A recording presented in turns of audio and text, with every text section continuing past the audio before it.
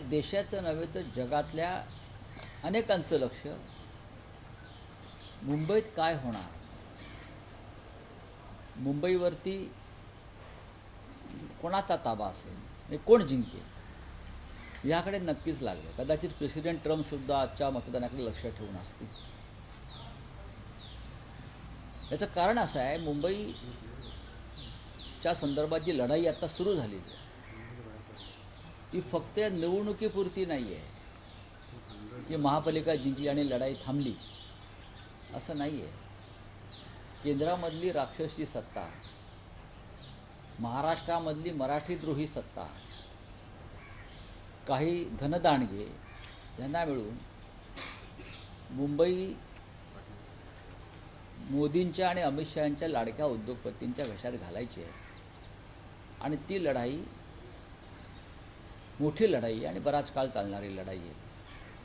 महापालिका हे त्या युद्धातलं पहिलं महत्त्वाचं पाऊल आणि लढाई. महापालिका जिंकल्यावर पुढल्या लढाईला सुरुवात होईल. आज आपण पाहिला असेल, तुम्ही कुठेही जा, हे मला आश्चर्य वाटतं आहे, घाटकोपरला एक होर्डिंग कोसळलं आणि 40 लोक ठार झाले. फार दुर्दैवी घटना होती. घाटकोपरला एक होर्डिंग कोसळलं मधल्या काळात वादळामुळे, 40 लोक ठार झाली. मी काल पाहिलं, त्या भूखंडावर सुद्धा अडाणीचा बोर्ड लागला बाजूला. तुम्ही पहा, पत्रे लागलेत आणि मी माहिती घेतली तर हा भूखंड अडाणीने घेतला असे सांगितलं. 40 लोक खाली गाडले गेले आहेत. ही राक्षसी भूक जी आहे, ही राक्षसी भूक भारतीय जनता पक्षाची आणि त्यांना पोषणाऱ्या उद्योगपतींची, आणि त्यांना या राक्षसांना मुंबई आणि मराठी माणसाची अस्मितासुद्धा गिळायची. एकदा मुंबई गिळली का मुंबई वेगळी केली जाईल मराठी माणसापासून, हृदय तोडलं जाईल महाराष्ट्राचं. मग यासाठी आम्हाला पुढल्या युद्धासाठी सज्ज राहावं लागेल.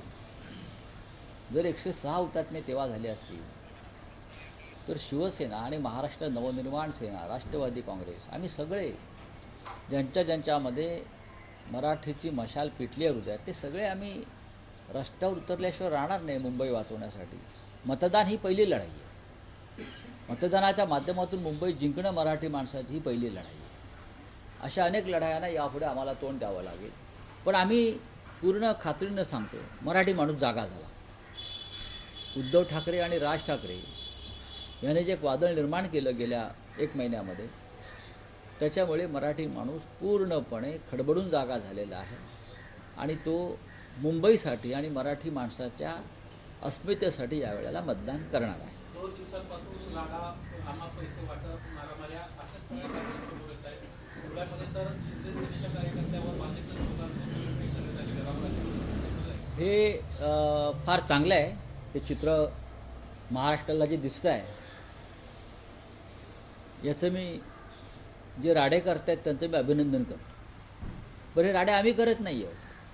आम्ही जर राडे केले असते तर आमच्या लोकांवर तडीपाऱ्या, मकोका असे गुन्हे देवेंद्र फडणवीस यांनी लावले असते. अशी कर्म लावून आम्हाला बाहेर काढलं असतं. आम्हाला आता हरामाचा पैसा वाटला जातो हे मी सांगत नाही, हे भाजपचे मंत्री गणेश नाईक सांगतात की हरामाचा पैसा वाटला जातो. हा हरामाचा पैसा आता वाटलाही जातो आहे आणि आपापसात लुटलाही जातो आहे. आणि शिंदे गटाचे लोक भारतीय जनता पक्षाच्या लोकांना पैसे वाटणाऱ्यांना मारत आहेत आणि भाजपचे लोक शिंदेच्या लोकांना मारत आहेत. हे चित्र आहे महायुतीतलं. अजित पवार भारतीय जनता पक्षाचा 40,000 कोटीचा भ्रष्टाचार बाहेर काढत आहेत आणि देवेंद्र फडणवीस अजित पवारांचे कपडे फाडत आहेत.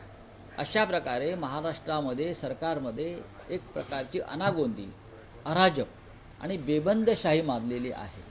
हे सगळे 3 पक्ष सत्ता आणि पैसा यासाठी एकत्र आलेले आहेत. त्यांना मुंबई आणि मराठी माणसाचं काहीही कळलेलं नाही.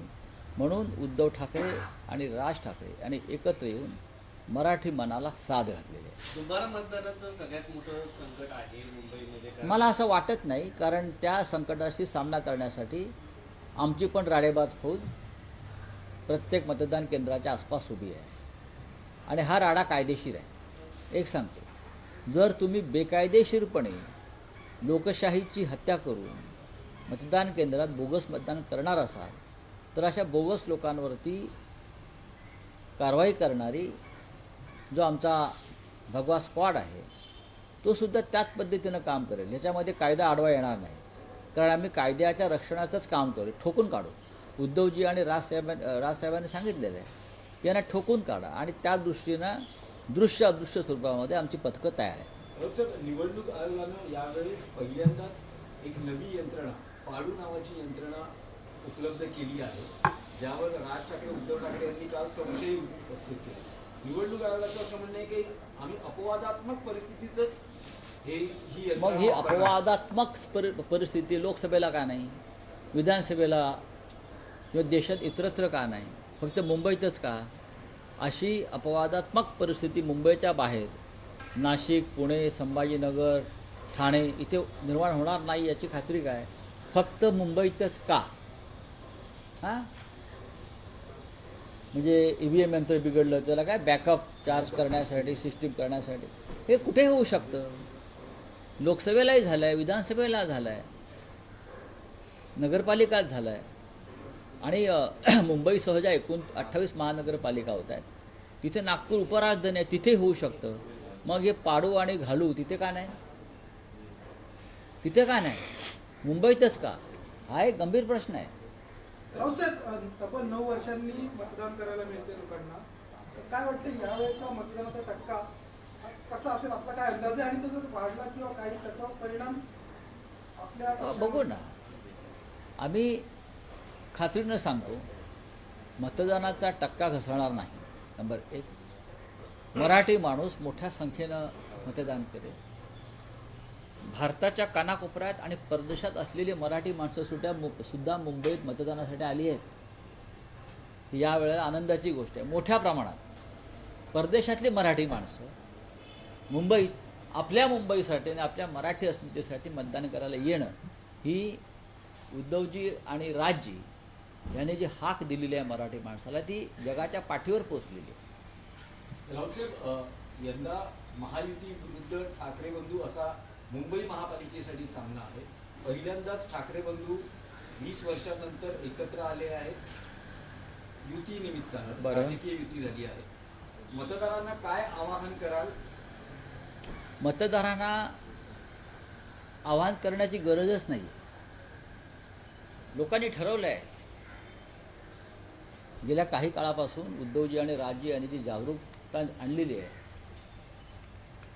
जे जागरण केलेलं आहे, जे वातावरण निर्माण केलं आहे, त्याच्यामुळे लोकांमध्ये आपण जाऊन मतदान केलं पाहिजे, आणि हे मतदान मुंबई आणि महाराष्ट्रासाठी आहे, ही भावना आपोआप निर्माण झालेली आहे. यावेळेला प्रथमच मतदार हा सावध, जागरूक आणि कर्तव्य बजावण्यासाठी सज्ज झालेला दिसतो. नाही, पण रावसाहेब, पहिल्या दिवसापासूनच ठाकरे बंधूंच्या युतीत असं दिसतं आहे की मराठी माणसाच्या भावनेला हात घातला जातोय. मग का घालू मग नये? तिथे मराठी नाही, भाषा इथे अस्मितेचा मुद्दा असेल. महाराष्ट्रामध्ये मराठी माणसाच्या भावनेला हात घालायचा नाही तर कशाला हात घालायचा? मराठी माणसाच्या भावनेलाच हात घालणार. पश्चिम बंगालमध्ये कोणाच्या भावनेला हात घालतात? हां, कर्नाटकात कोणाच्या भावनेला हात घालतात? पंजाबात कोणाच्या भावनेला हात घालतात? उत्तर प्रदेश, बिहारमध्ये कोणाच्या भावनेला हात घालतात? आपापल्या भाषिकांच्याच भावनेला हात घातला जातो ना, तामिळनाडूमध्ये सुद्धा. मग महाराष्ट्रामध्ये, मराठी माणसाच्या महाराष्ट्रामध्ये, मुंबईमध्ये मराठी माणसाच्या भावनेला हात घातला तर असे प्रश्न येतात कसे तुमच्याकडून? सुरुवात मराठी अस्मितेपासून झाली आणि शेवटच्या टप्प्यात मुंबादेवीचं हो, घेतलं ना, घेतला, आशीर्वाद घेतला. घेतलं ना. सुरुवातीपासून ते शेवटपर्यंत मराठी माणूस. मग तुम्ही आणि काय, मराठी मग माणसाची तुम्ही काय भावना. आशीर्वाद घ्यायला कुठे जाता? तुम्ही कुठे जाता? तुमची काय वेगळी दैवत आहेत का? तुमचं हिंदुत्व वेगळं आहे का? मुंबादेवी ही मुंबईची ग्रामदेवता आहे. तिथे नाही जायचं तर कुठे जायचं मला सांगा ना. त्यांनी आवाहन करावं आम्हाला की तुम्ही मुंबादेवीच्या दर्शनाला जाऊ शकत नाही. त्यांच्या बापाची देवी आहे का? देवी मुंबईची आहे. या मुंबादेवीवरून ही मुंबई बाळासाहेब ठाकरेंनी घडवली, नामांतर केलं. हे घाबरले आहेत, त्यांचे पाय लटपटत आहेत. लक्षात घ्या. त्यांना असं वाटतं आहे की सातबाऱ्यावरती बेकायदेशीरपणे आपली मुंबईच्या नावं टाकू शकू आणि आमच्या बाप दादांची मुंबई आम्ही करून टाकू. असं नाही आहे. मुंबई मराठी माणसाची आहे. मुंबादेवी मराठी माणसाची आहे, लक्षात घ्या. आणि त्याच्यावरून मुंबई नाव आम्ही ठेवलेलं आहे. भारतीय जनता पक्षाला हा इतिहास माहीत नाही, कारण त्यांचा मराठी माणसाच्या भावनांशी संवेदनाशी काही संबंध नाही. नवी मुंबई राज्याच्या बाळासाहेब पहिल्या मला टप्प्यात- त्याच्यामध्ये स्पष्टपणे लिहिलंय. सांगितलं ना, हिंदी सक्तीचा मुद्दा त्यांना नवी मुंबई म्हटलं आहे, पण ते मुंबईपर्यंत येतील हिंदी सक्तीसाठी. प्रचाराच्या पहिल्या टप्प्यातही महापौर कोणाचा आणि आता शेवटच्या टप्प्यातही महापौर कोण आणि कोणाचा, आज 23 मतदानाच्या दिवशी काय सांग 23 महापौर मराठी शिवसेनेनं दिलं. आजचं मतदान हे शिवसेनेचा 24वा महापौर करण्यासाठी आहे, एवढंच मी सांगतो. 23 महापौर शिवसेनेने मराठी दिले आणि आजचं मतदान हे शिवसेनेचा 24वा महापौर मुंबईत करण्यासाठी आहे आणि त्यासाठी मतदान होत आहे. सर हिंदी में जानना 140 चाहेंगे। मशीन बोलिए। 140 मशीन लेके आए पाड़ू नाम की, इसका पर क्या कहना है सर? ये जो पाड़ू है, ये पाड़ू पहले क्यों नहीं लाया लोकसभा में, विधानसभा में और चुनाव में? अभी अचानक ये पाड़ू की याद कैसे आ गई? हमने तो कभी पाड़ू का नाम सुना भी नहीं था. ये क्या है पाड़ू यार? पाड़ू पाड़ू पाड़ू कल से चल रहा है पाड़ू. तो पाड़ू मुंबई में ही क्यों, ठाणा में क्यों नहीं? पूरे महाराष्ट्र में चुनाव हो रहा है ना, 28 महानगर पालिका में. तो इमरजेंसी सिचुएशन सिर्फ मुंबई में निर्माण होगी. ठाणे, नाशिक, पुणे, नागपूर, संभाजीनगर, जळगाव, जालना, अमरावती, अकोला, हाँ, चंद्रपुर, यहाँ नहीं होगी इमरजेंसी स्थिति. सिर्फ मुंबई में ही क्यों? लोगों के मन में संशय है, हाँ, संदेह है. ये पाड़ू का कुछ गड़बड़ है, लेकिन पाड़ू आने दो, नहीं तो ताड़ू आने दो. हम लोग बहुत सावध हैं. सर ये तो ट्रायल है, लेकिन इलेक्शन कमीशन की वेबसाइट पे इसका लिखा नहीं गया नाम. देखिए, इलेक्शन कमीशन नहीं है ये भारतीय जनता पार्टी की एक भ्रष्ट एक्सटेंडेड शाखा है. सर 9 साल बाद लगातार 2 दिन से पैसे बांटे जा रहे हैं सर. हाँ, बांटे जा रहे हैं, उनके पास पैसा है, हराम का पैसा है. ये हराम का पैसा है, मैं बार बार बोलता हूँ, हराम का पैसा है. और ये हराम का पैसा है, ये मेरा शब्द नहीं है, भारतीय जनता पार्टी के एक मंत्री गणेश नाइक बोल रहे हैं कि चुनाव में हराम का पैसा बांटा जा रहा है, खास करके शिंदे गढ़ की तरफ से. तो हराम का पैसा मीन्स कौन सा पैसा है? ये देवेंद्र फडणवीस जो गृह मंत्री है, महाराष्ट्र की जनता को बताना चाहिए ये महाराष्ट्र में इस चुनाव में हरामखोरी कौन कर रहा है. चलिए, थैंक यू. मुंबई का महापौर जो है 9 साल बाद चुनाव हो रहे हैं, मुंबई का महापौर किस प्रकार से देखते हैं? ठाकरे बंधु एक साथ आने के बाद देखिए, अब अलग तक माहौल है। शिवसेना ने मुंबई को 23 महापौर दिए हैं, 23 मेयर दिए हैं मराठी.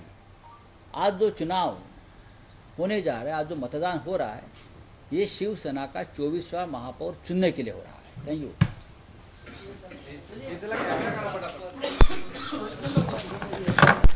ट्रायपॉड म्हणजे आपण ऐक ना केबल आहे केबल घेऊन घेतो चला ही केबल काढ